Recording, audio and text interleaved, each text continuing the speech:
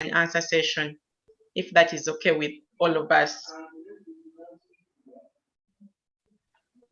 Okay, if that is fine, then we can start in the order in which the presentations appear. So I'll welcome Paul Mulumbi to start us off this afternoon. You're welcome, Paul.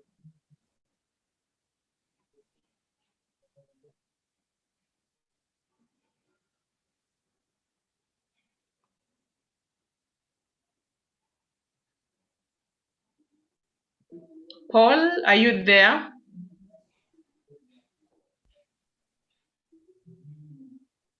Paul?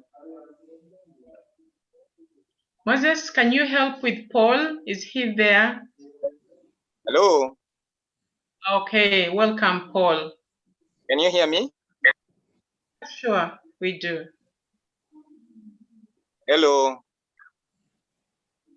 Hello, Paul. Yes, can you hear me? I can hear you as chair. I hope the rest can hear you. Okay. Yes, we can hear him. Okay. Thank you so much. Thank you so much, Chairperson, for hosting me in this afternoon's presentation, where I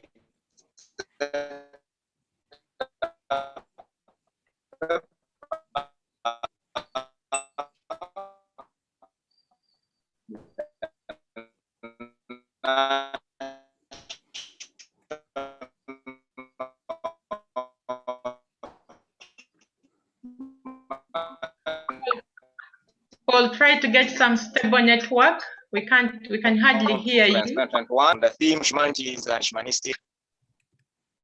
Hello, can you hear me now? Okay, now it's fine. Yeah, I was saying my topic is influence of materialism and its impact on society. And I'm going to present it in 3 areas. I will look at the theme of materialism, its impact on society, and then I will conclude my paper. To begin with, materialism is the dominating sense of desire. Sorry to interject. If we are presenting, we shall keep our video on because it is being streamed. We don't want to stream a black screen. The person presenting should keep the video on.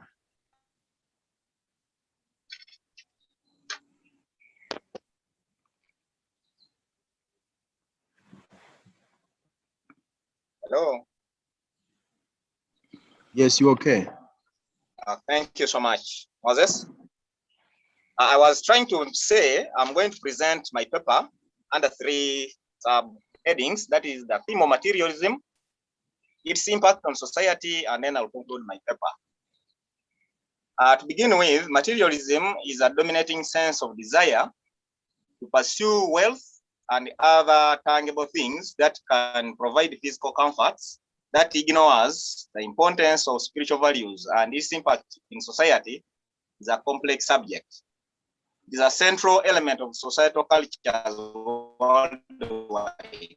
That is according to Diana and Seligman, 2004. This paper examines how literary texts help to address the social, economic, and political issues, and how these are used to develop the society through the use of different literary devices like irony, sarcasm, humor, and exaggeration. Although different scholars, through their literary works, have addressed social, economic, and political issues in society, no detailed study has been done on these aspects of feminism, yet they have. I'll focus my study on Ruganda's play, Black Mamba, in order to see how writers contribute the social, economic, and political development of our society. John Ruganda, born on 30th May 1941 and died on 8th December 2007, of Uganda, is among the writers most known for satire. Many critical works on Ruganda's works in social issues, which he successfully addresses using literary devices in a more humorous and sarcastic way. John Ruganda describes Black Mamba as a biting but amusing satire about an intimate yet intriguing relationship involving a university professor called Fox and his mistress Namudu in a plot schemed by professor's houseboy, Berewa, who happens to be Namudu's husband.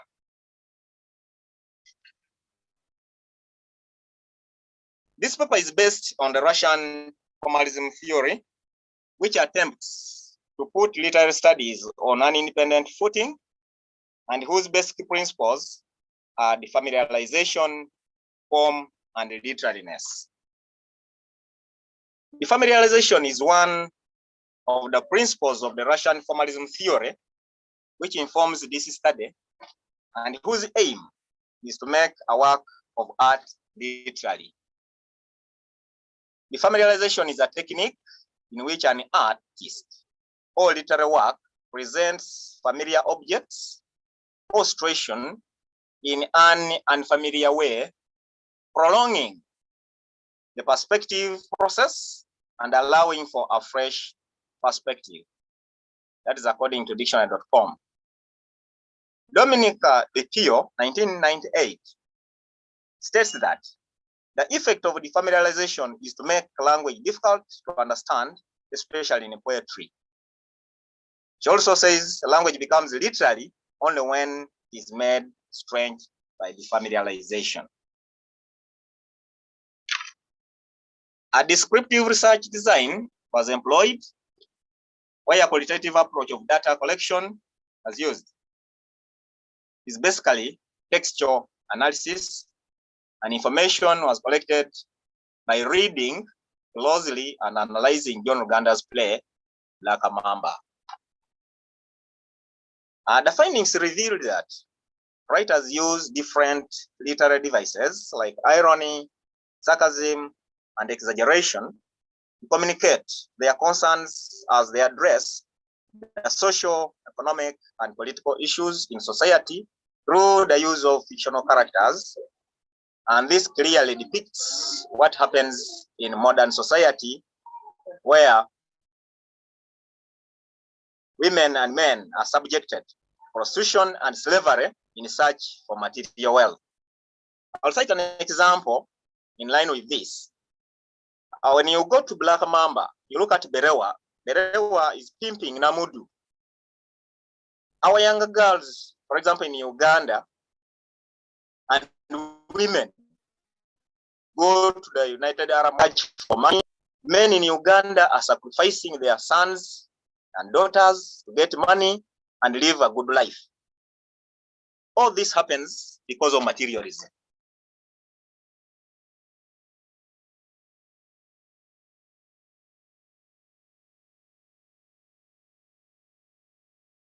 This is as a result of poverty, which has affected men and women in that they are denied their rights and duties in society. In conclusion, this paper will provide a deeper understanding of the impacts of materialism on society. It will also help us to know different people who disguise to be working for the poor majority, like many leaders in our society. A case in point, we can quote the parliamentarians who pretend to go there and work for the poor people, yet their aim is to live good life on the expense of the poor people and marginalized people in our society. They do all this because of materialism. They want immense wealth so that they live better lives in their society. This paper will also provide and help different scholars, readers, and literary critics to get better and deeper understanding of John Ruganda's play, Black Mamba, as he addresses the issues that affect our society today in Uganda.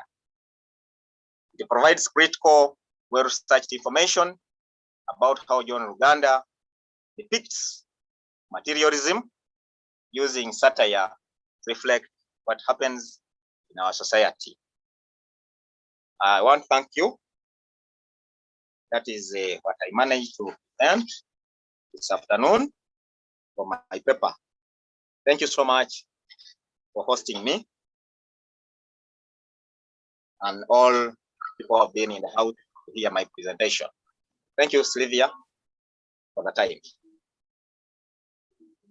Okay, thank you so much, Paul, for your presentation. Thanks for taking us to John Ruganda's book.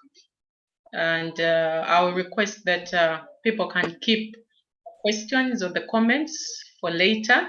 You have actually used only 8 of your minutes, so you've saved us a lot of time. Thank you, Paul. And now we welcome Dr. William Tayewa to come and present to us. Thank you. You're welcome. Thank you very much, Madam Chair. Is my screen up? Yeah, sure. It is. Okay, very good. Thank you very much. We have been, over time, I've been working on several projects that interrogate the work of the United Nations on the African continent and looking at specifically at the radio networks.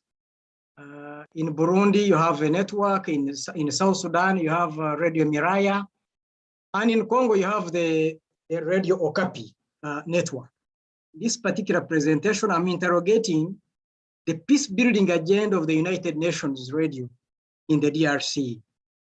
Now, those of you who remember where we've come from with the Congo, by that time it was called Zaire. No, it was Congo actually at that time, 1960, when the United Nations launched the first mission on the African continent in the Congo. So that's the situation we have. One of the most complex and challenging humanitarian situations worldwide, with multiple conflicts as affecting several parts. We have marauding armed groups all over the country. We, as Uganda, are partly responsible for that mess because we were there in 1996 and 1997 in what was nicknamed Africa's First World War. You can see on that map. And after that, there was a second, what is called a second Congo War, 2001, 2003. And you can see the number of countries that got involved in that conflict. Almost the whole of Central Africa, East and Central Africa got involved in that conflict. As we speak, this map shows you the non-state armed actors in that country, especially in what is called North and South Kivu. That's the whole eastern part of the DRC. That is the part that actually borders Eastern Africa, borders Uganda, borders Rwanda, Burundi, Tanzania, and so on.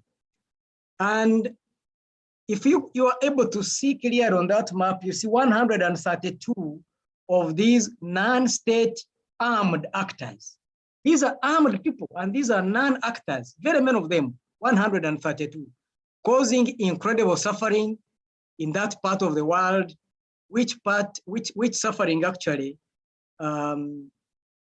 makes it to Uganda, as you can see on that map. The number of refugees and the number of refugee camps of Congolese coming in this country is close to 1 million. We host almost 1 million DRC refugees being hosted in African countries. Of those, Uganda alone hosts close to 400,000. But there are up to 4.5 million internally displaced people within the DRC. So it's terrible. And therefore, to bring a bit of peace to that country, the United Nations launched a new mission in 1999. That was MONUC, the first mission there. And then it was renamed to a stabilization mission. Instead of being an operation mission, it became a stabilization mission in the year 2010, and it has since had renewals of the contract. The most recent being just a few weeks ago. Now, so therefore we've looked at that mess. Therefore, my research has been on the radio copy, which is the network that covers the entire country to provide information to millions of people about the situation in the country, but also the work that the mission is doing, which is listed below the logo of the radio network: to protect, protéger, stabiliser, to stabilize the country, consolider la paix, consolidate the peace in the country.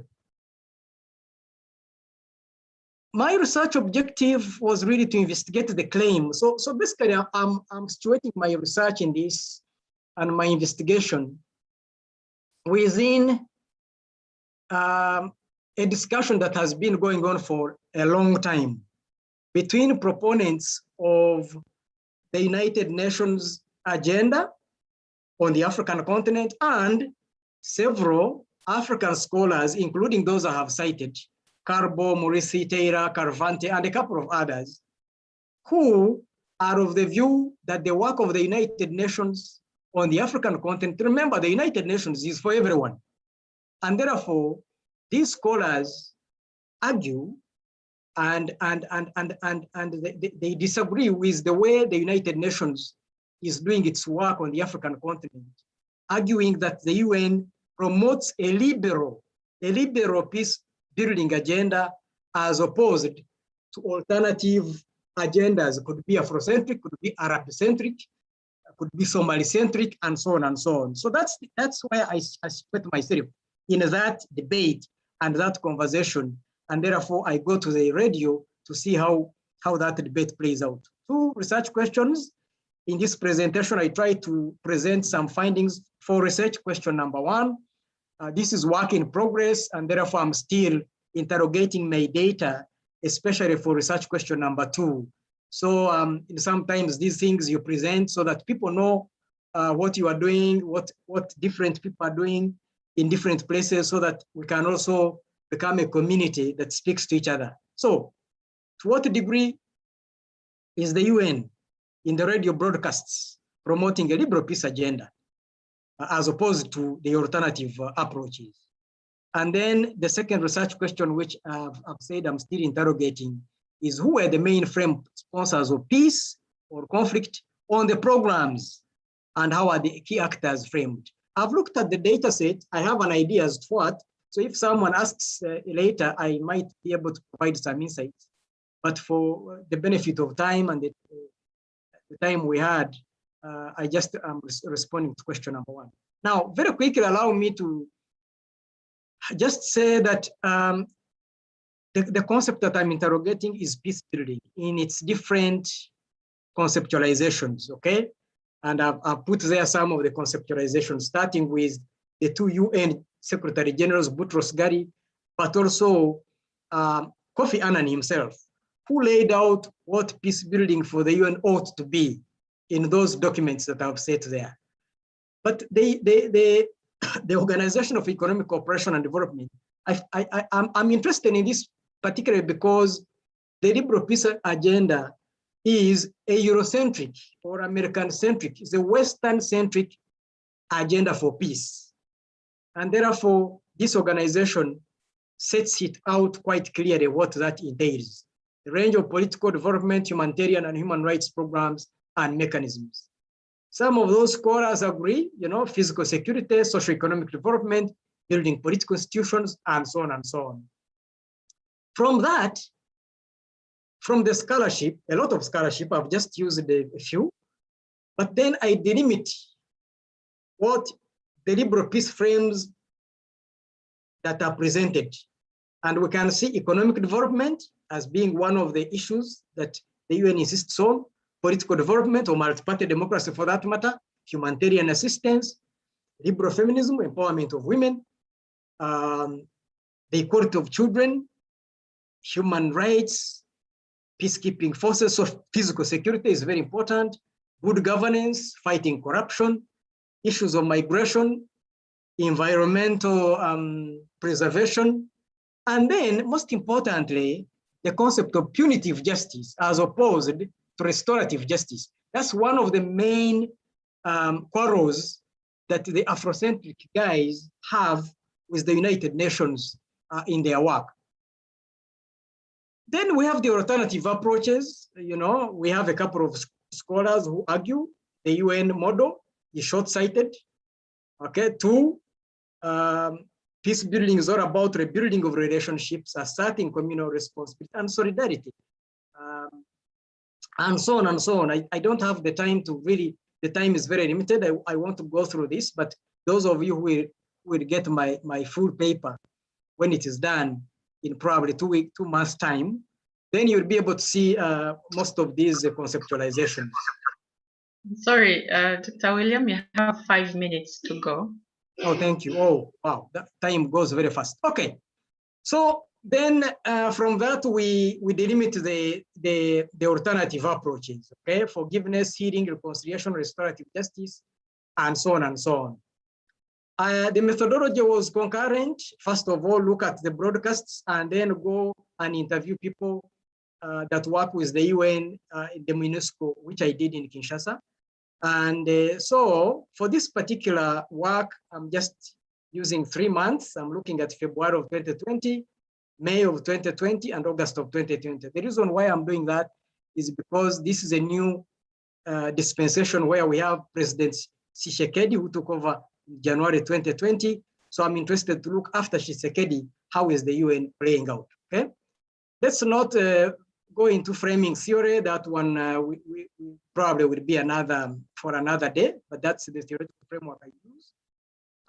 Very quickly, the findings. One, so I used NVivo, and you can see a map there, a text map of the frames, the liberal frames. I used a deductive approach whereby I developed the frames first, and then I went into the material to interrogate those frames. So when I went and looked at some of those frames from the liberal agenda, you can see humanitarian assistance, justice, human rights, economic development, governance, democracy, okay? And when you go to look at that map, you'll see, you know, governance, what it is linked. We don't have time now, but in future probably we shall, or in my paper. When we go to the alternative frames, you can clearly see the number just by looking at the frequencies within the texts, okay? You look at the liberal frames, you look at the alternative frames, and it becomes very clear where the quarrel is coming from. Again, you see here, traditional, anything that is talking about traditional mechanisms and so on and so on, 19. Culture, reconciliation, forgiveness, solidarity. Okay, so that's, again, you look at the solidarity there, we shall be able to see national solidarity, traditional music, traditional weapons, and so on and so on.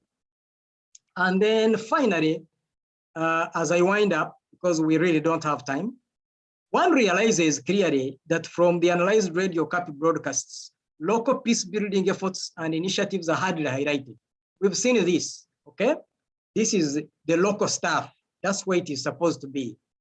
2, it is very clear that the UN is indeed focusing on the liberal peace building agenda, physical security, social, economic development, building political institutions, democracy, and so on.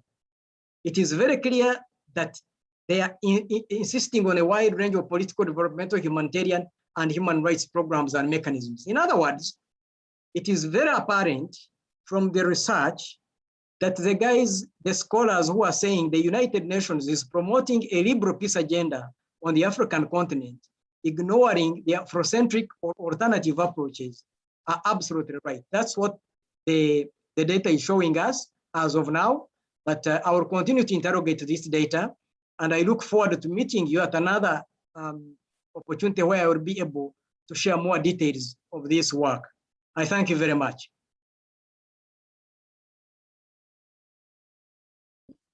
Okay, thank you so much. You've actually saved us 1 minute. You've really hurried through. But thank you so much for your presentation. Okay, we appreciate. I now call upon our next presenter, Philip Atiba, to take us through our third presentation. Thank you.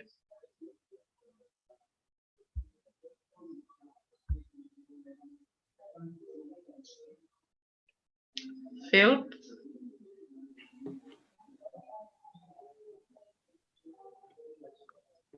Philip Atiba, are you there? Okay, yes. Hello. Yes, hello, Philip. And share Good your afternoon to video. you. Share your Good video, afternoon to please. you. Oh, the video. Okay.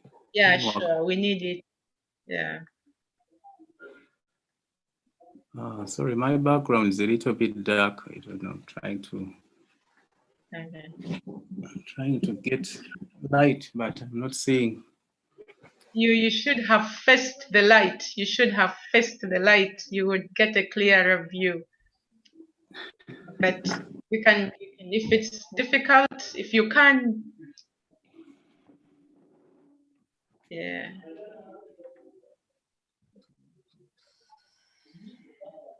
Okay. Moses, can we go with that? Okay, I think he's changing a bit. Yeah, let me change. Just look in the light, look the other way, and it will be fine.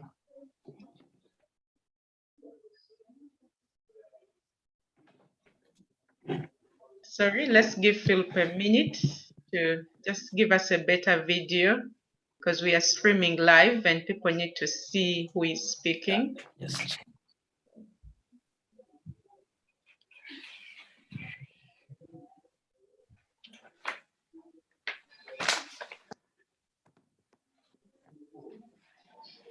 Sorry, members. Just a minute. I guess Philip will be here.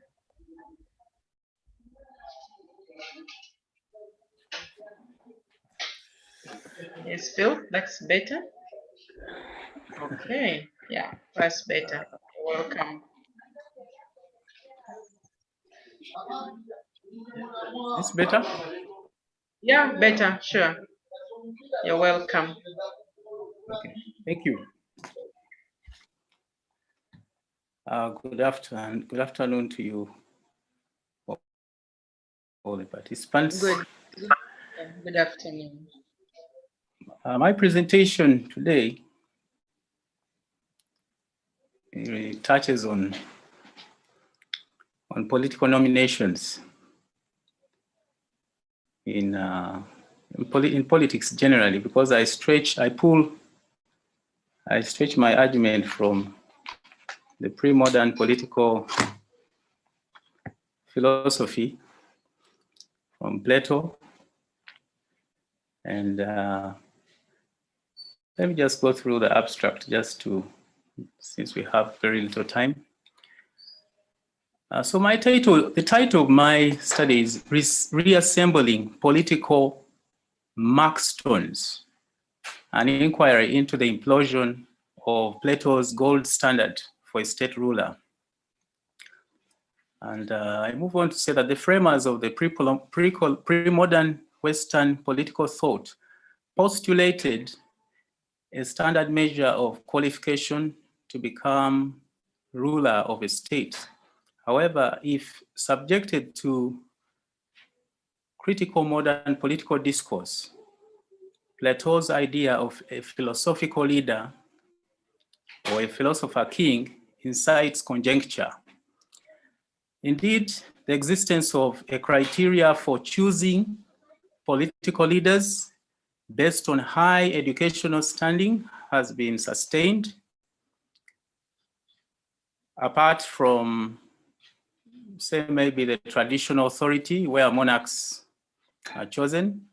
We have rational legal authority, which required political candidature to be to be chosen through certain standards, a practice which dates back over almost 5 centuries.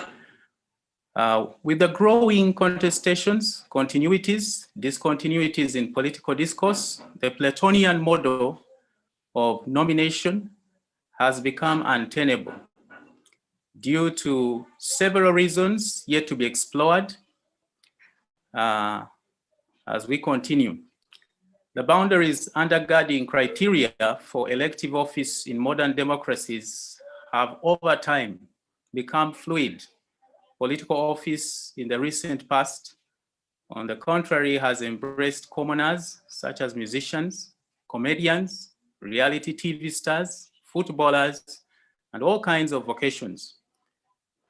The transgression of Plato's idea of a of a philosopher as a leader or as a ruler begs an important question. Why are the ideal philosophers or career politicians, call them recycled elites, according to Patrick Chabal? Why are this category of politicians increasingly becoming unpopular? Did Plato have a justification for diametrically conflating the idea of leadership with philosophy? If so, does the departure from Plato's gold standard spell any consequences for the future? These questions come at a time when the appeal for commoners is overwhelming, finding acceptance among masses, which in a way has been misconstrued to mean populism. This paper seeks to interrogate the relevance of Plato's assertions in light of the ambiguous political terrain of modern democracies today. The study will focus mainly on a strand of particular nations, among them Liberia, USA, Ukraine, and Uganda. Now, I've talked so much about Plato's criteria, but let me just briefly talk about it. Plato was one of the first world's utopian thinker. He was mostly preoccupied with the question of how could a society get better at not only achieving military prowess or success, but might be able to produce good people. So he wanted people to reach their full potential or full fulfillment and to be happy. So Plato admitted at one point that it would be very difficult for him to achieve his goals or to achieve what he used to call an ideal city in practice, because it depended on the idea of philosophers becoming rulers and rulers becoming philosophers. And he had this whole notion of the rule of knowledge. The philosopher is, according to him, the philosopher is supposed to be preoccupied with truth and not changing according to sensation or feelings or whims. So he prescribed a curriculum for philosophers or philosopher rulers. And among some of these prescriptions was training in mathematics for 10 years and training in philosophy for 5 years. So philosophers learned how to separate true knowledge, which he called episteme, from mere beliefs or opinions, what he called doxa in Greek. So philosophers have a clear, according to him, philosophers have a clear picture of the objective good. Plato also likened the assignment of ruling a state to a captaining a ship. One had to be competent in looking at the skies, gauging the wind direction, be able to read a compass direction, and tell all those signs very competently. For him, a ruler had to really get extraordinary kind of training and induction.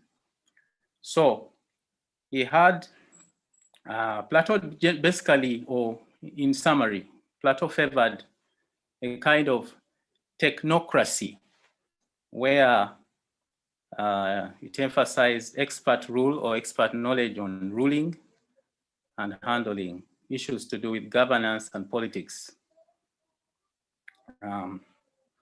However, we have seen a paradigm shift in our politics nowadays. We have people who are coming on the center stage of political power and positions who have completely deviated from this standard. One, I have chosen one from Liberia, who is George Weah. He's called George Opong Weah, born in 1966 in Monrovia, Liberia. He was a professional footballer. He was named as the African, European, and World Player of the Year, 1995. He had an unprecedented achievement. That's why they're saying he's a European and World African player. So it was a mix. But in other words, he excelled in a Western world, in a white man's world. So Weah was elected to the Liberian Senate in 2024, and he serves as president of Liberia from 2018 up to date. His political party is Congress for Democratic Change. We have the second one, who is Vladimir Zelensky. This one is a Ukrainian comedian. He is currently the 6th president of Ukraine.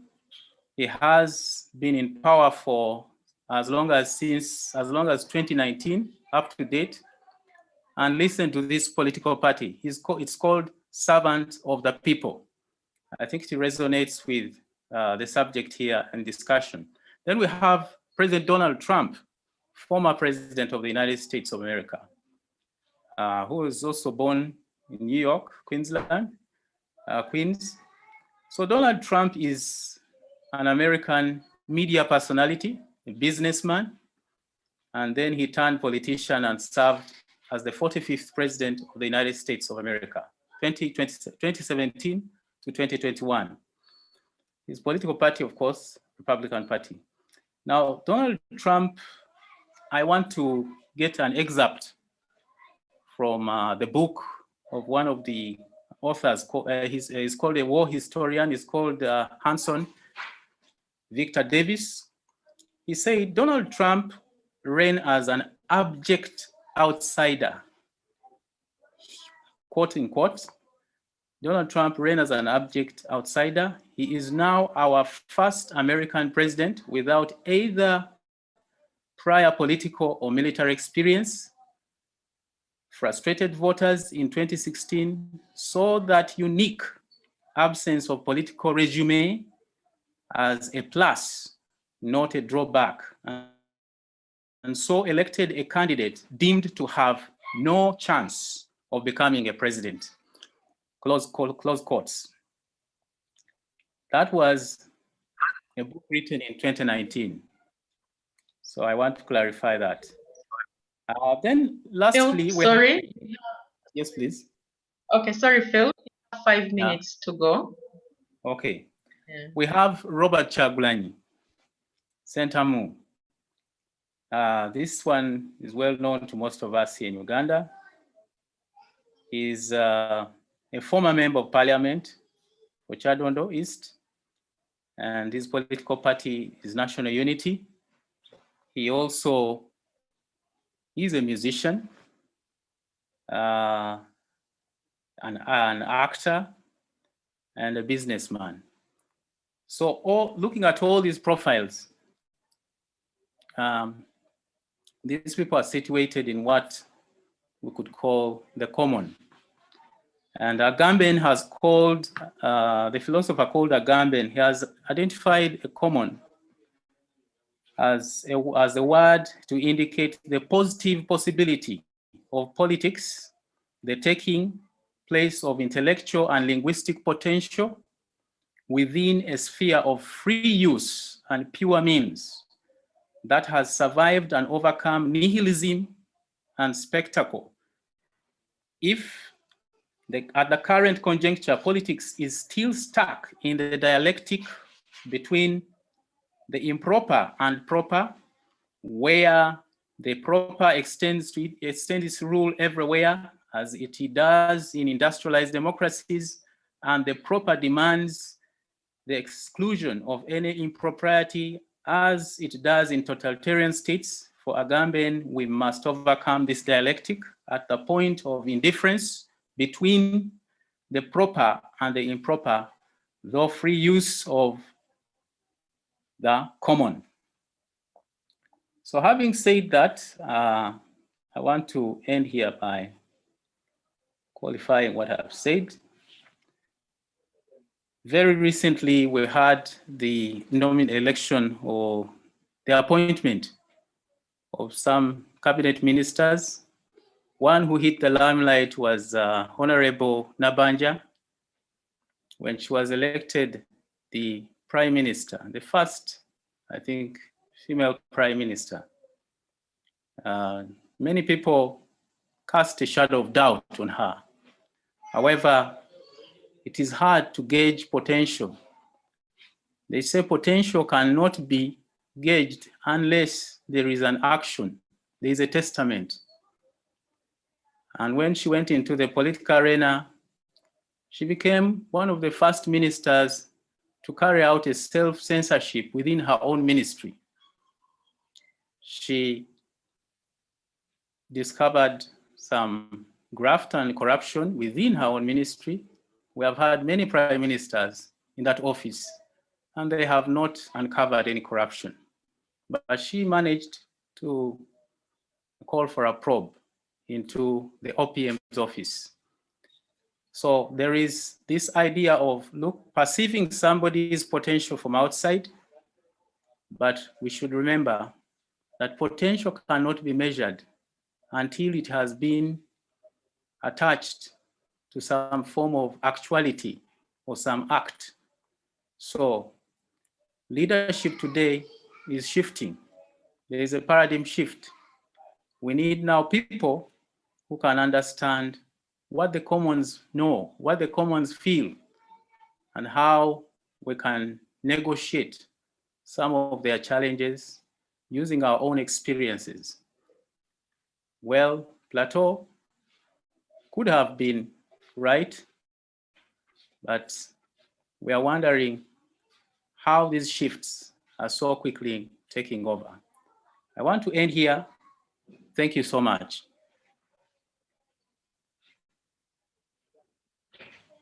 Okay, thank you so much, Phil, for that.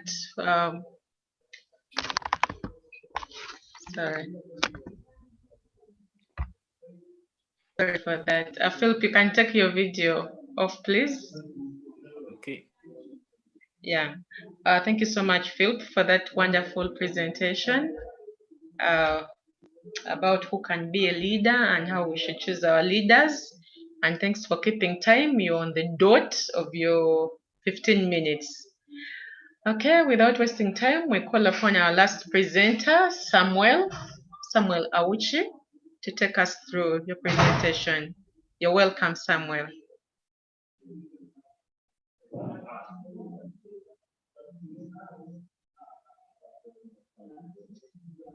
Samuel, hello. Are you there? Yeah. Hello. Hello. Hi, Samuel. Samuel, we hear you. Hello. Can you hear me? Hi. Yeah, sure. We hear you, Samuel. Can you access the video? Can you access the video? Yes, sure. We see you. Okay. So my presentation is on the case of voices of women in peace building and evolution in Changamwe, Kenya. It takes a historical perspective from 1960 to 2020. My presentation, my work argues that since the promulgation of the new constitution, that is in 2010, after various processes of institution building, it created counties as the new centers of power in a new dispensation, political dispensation. The intent of the Constitution was to address various problems that included governance, economic development to the grassroots. So this study employs a mixed approach whereby applies humanistic and historical methods of oral interviews, documentary analysis, and the interpretive discourse analysis in the data collection and analysis. The neo-Gramscian theory of hegemony and domination, which is basically a Marxist theory, is adopted as the theoretical framework. It works in response to the gaps that the study adopts in a post-conflict peace-building situation of reconstruction and developmental theoretical work. The theory serves as a lens through which the study expounds on the underlying importance of women's peace-building agencies as being basically and strategically diverse as the experiences of conflict and the approaches that inform the different post-conflict processes.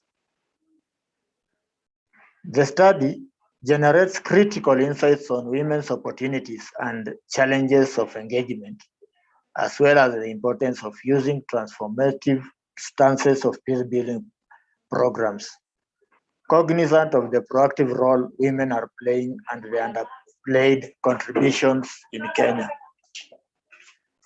This study arrives at various findings, including that women, through their distinctive and shared experiences of conflict, provide a gender-specific and transformative perspective to peace and security agendas, both at the structural and practical levels.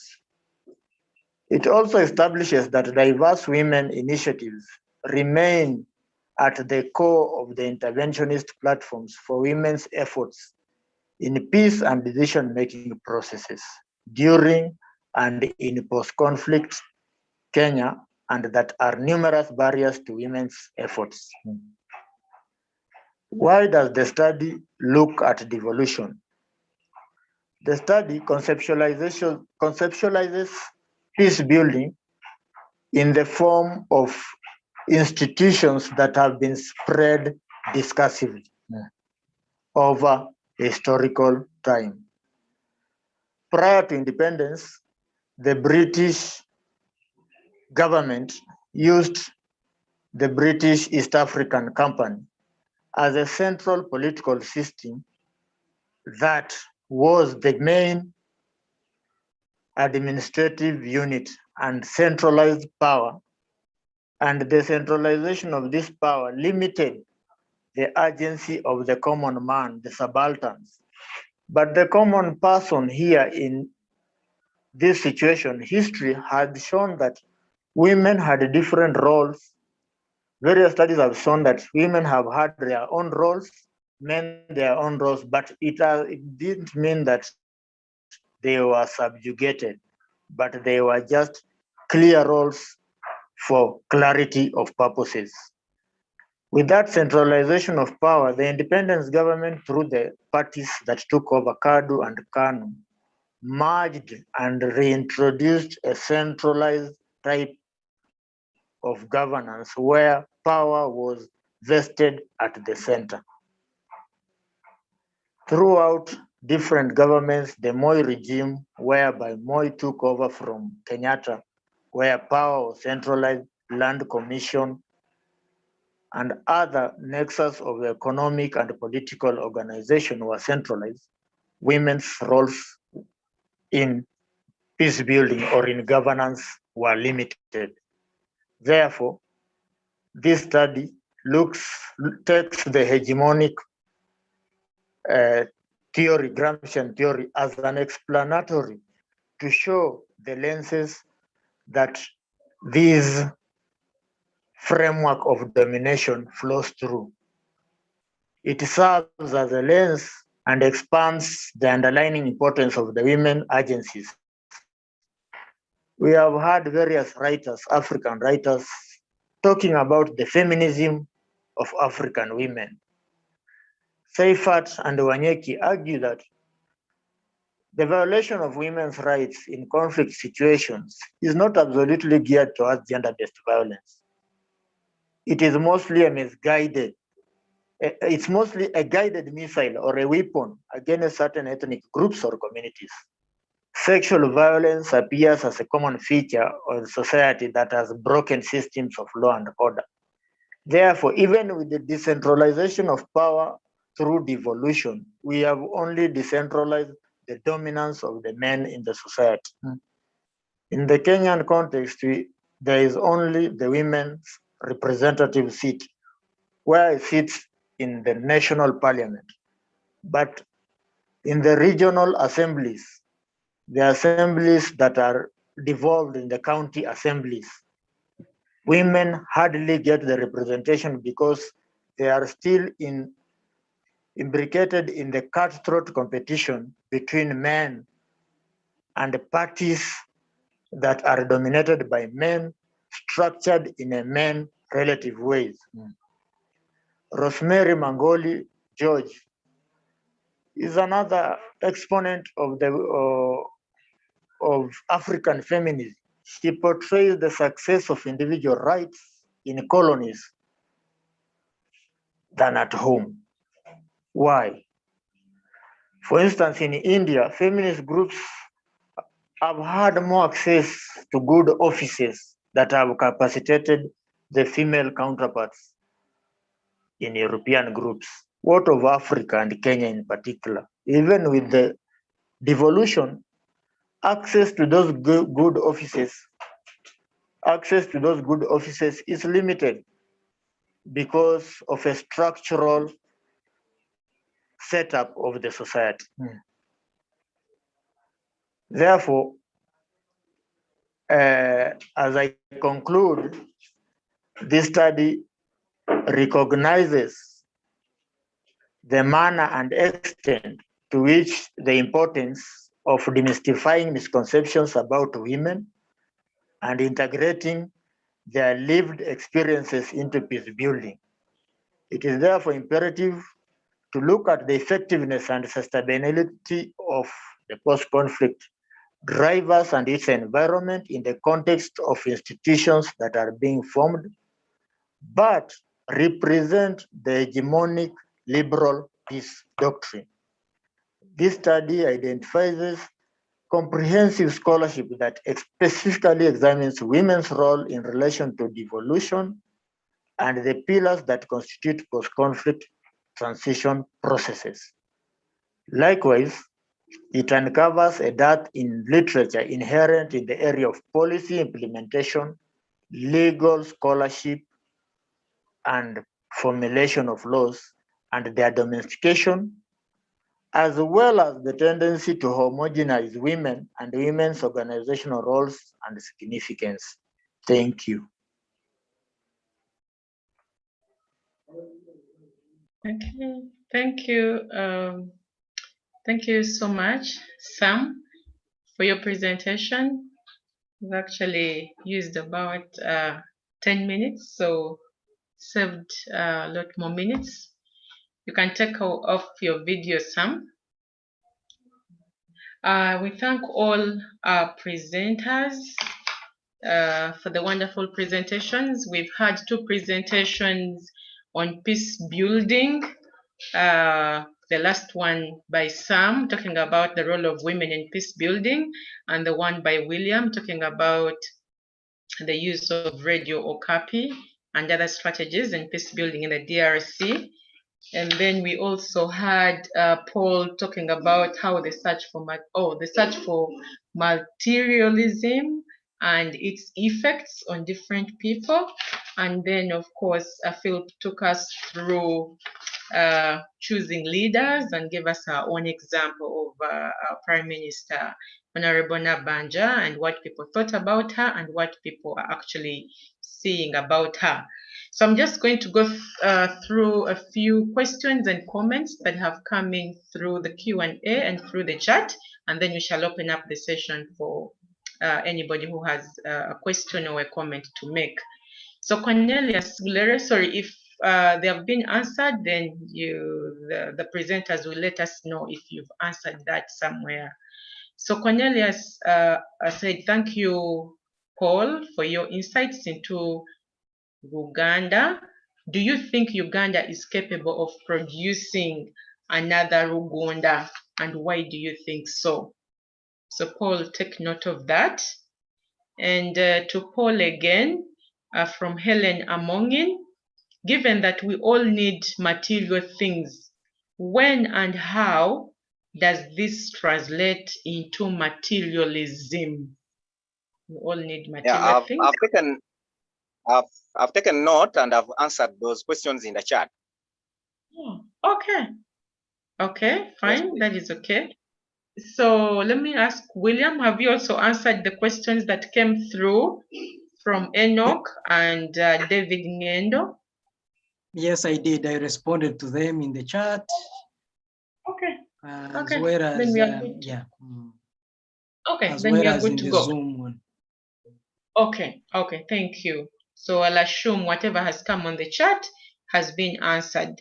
So let's open this up to anybody who has any question or any comment. Just raise up your hand and I think our technical person will let you through and you can ask your question.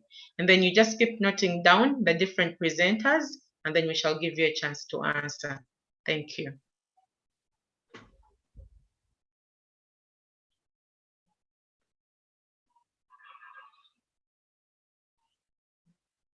Do we have anyone? I see a question in the chat. Who are the non-state armed actors? William, this sounds like to you. Seen that? Yes, that's to me, because I had responded to Philip when Philip said, just a comment, DRC is a place with special interest agencies, groups. Won't you have to interrogate the role of proxy militias and who really sponsors conflict in the DRC? So that was a question from Philip, which I responded by saying, you are absolutely right, Philip. In one of my slides, I showed up to 132 non-state armed actors. I'll no doubt examine the activities in my background section. And then this is a follow-up. Okay, Helen says, what, Helen? One question on Q&A not answered for some. Okay, for some, okay. Now, Elizabeth says, who are the non-state armed actors? I don't know whether you allow me to put that slide up again. Do you allow me, Madam Chair? Just for, go ahead. For the benefit of my dear friend. So when you look at these guys, look at that. Some of them, you know them. For instance, you surely know the ADF. Sorry, my slide is just moving all over the place. Let me reduce it further. Okay, so ADF, we all know ADF, who have been operating in Eastern Congo. And then there are a couple of those, some of those complicated names, Busumba Group, Mai Mbulu, Mai Derege, XM23, I think you've heard about that one as well. There are a couple of these that are very known to us, and there are very many that are not known to us. RM, Ndarumanga, and so on and so on. So this information is of course available online. Whoever is really interested in this can go through and look at that. But this is really, really very disturbing that you have so many of these groups who are, you know, guys fighting not necessarily the state, but fighting, you know, themselves, fighting amongst themselves for resources. We know why all these groups are there. These are militias that are fighting over mineral resources. So someone starts up, Dr. Nahayo starts up an armed group, acquires arms from South Sudan or from wherever. Tayeb also starts up another group, and we start fighting between ourselves over natural resources. These are guys who are not interested in taking over power, but they are fighting over natural resources in this wonderful country. So that's one of the main challenges. And you can realize how difficult this is for the government, the sitting government, to fight these guys, but also for the UN to fight all these guys scattered all over the place. That's the challenge that exists in the DRC. Over to you, Madam Chair. I hope I have answered my friend. Thank you so much. But before you go, there is another question for you before we get to Sam. How do you tell that they are non-state? Okay. Well, that is a classification by the UN and specialized agencies that tell us that these are non-state actors. And the way you know is that these are guys who are not fighting for political power. So they are not fighting to overthrow the government of Etienne Tshisekedi, for instance. They are not interested in taking over. Most of these, at least. A couple of them, a few of them are interested. We know, for instance, ADF was interested in state power in Uganda, but it was not interested in state power necessarily in the DRC. So that's how these are differentiated. I hope that. Okay, okay, sorry. Thank you so much. And still, before I get to Helen, Sam has a question for you, Dr. Tayebwa. He says he has his hand raised. So, Sam, go ahead and ask Dr. Tayebwa before we let him in. Good afternoon, Dr. Tayebwa. Good afternoon, Brother Sam. I'm really fascinated by your work integrating the liberal peace building agenda by United Nations Radio in Democratic Republic of Congo. Thank you. Since my PhD is peace building in Kenya. Yes, I am equally excited about your work, Sam. In one of my papers, actually, I'm looking at gender mediated gender discourses in the broadcasts here. So maybe something we can work on together. Yes, please go ahead with your questions. Yeah, we will look at it later. So my question was why do you choose to use the categorizations of the UN that mostly you get that these agencies are basically, they are themselves have the liberal dominance. You can maybe categorize these state and non-state actors in your own ways. Then I look at it as you look at the liberal peace building, United Nations Radio, Democratic Republic of Congo.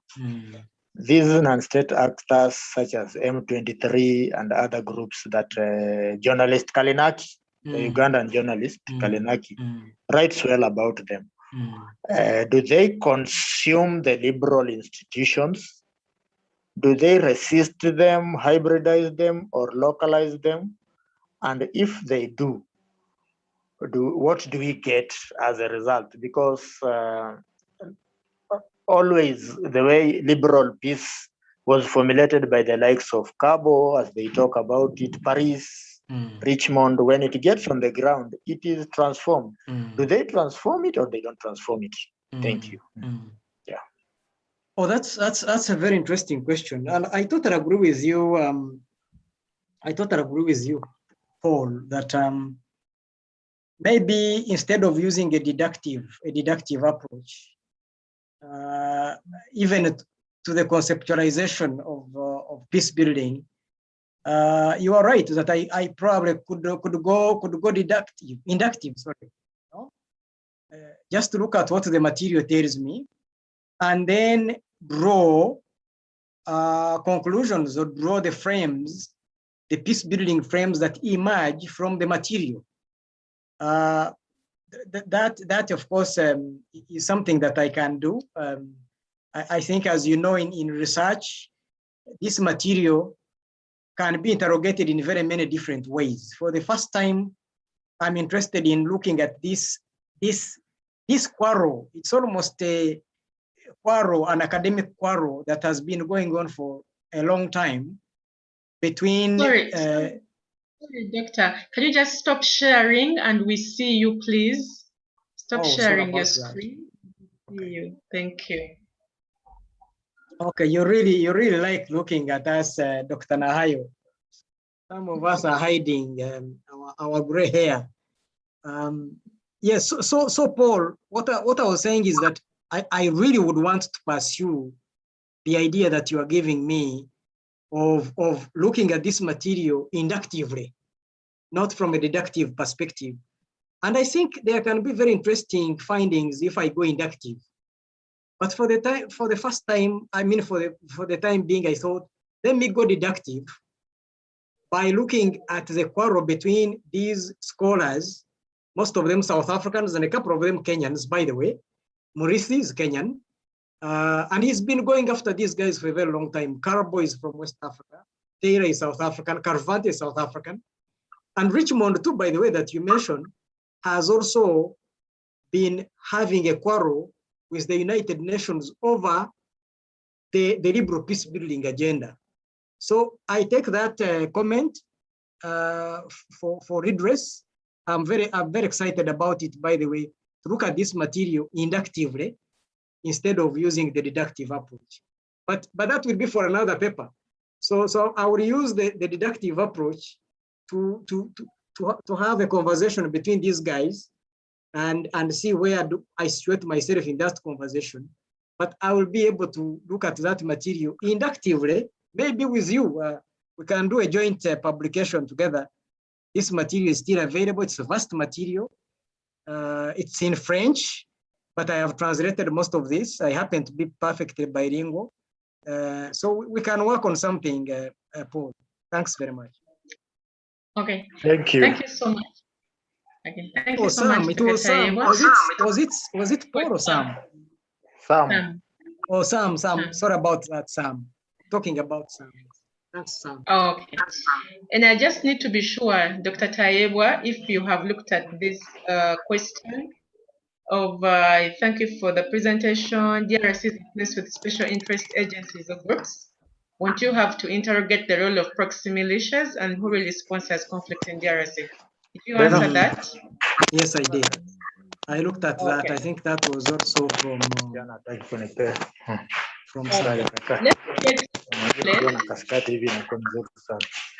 Sorry. Please, someone mute your microphone. Sam. Okay, thank you. Helen has a question for Sam. Sam, thank you. How is peace building enhanced therefore? I don't know, Sam, if you answer that. There's a question for you. Sam. That Sam? how is peace building enhanced? Therefore, I think from your conclusion, or so she's wondering how peace building is enhanced. I think in that area, maybe a summary for her.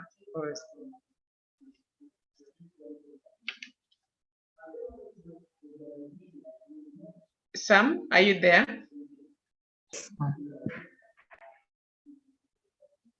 Hello, Sam. Can you unmute?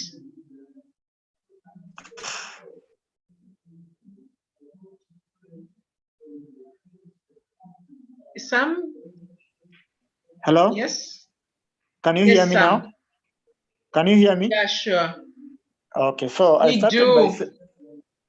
started by saying that peace building is not basically about conflict management and conflict resolution. As such, peace building is taken in the liberal concept. Peace building is taken as a form of institution building. Therefore, these institutions that are created are the ones that are used to hold societies together. And when I talk about the voices of these women in devolution, I'm talking about their input in policy formulation. And I use a simple quote that has been shared by one of the respondents in the field, that women make up half of the population and are responsible of the other half, but they are hardly on the decision-making table. So peace building is made in this way. their articulation of their voices in a way that we can transform the institutions to include them and not to exclude them. Not basically about conflict resolution and transformation. Thank you. Okay, thank you, Sam. I hope, Helen, that answers your question. I see Dr. Tayewa's hand up. Is that your hand up? Oh, yes, it is. I had a question also for Sam, actually. Go ahead, please. When I listened to him, at some point he sounded to be, I don't know whether I listened to him quite well. He sounded to be dismissing some of the feminism voices. For instance, I don't know whether I got you right, Sam.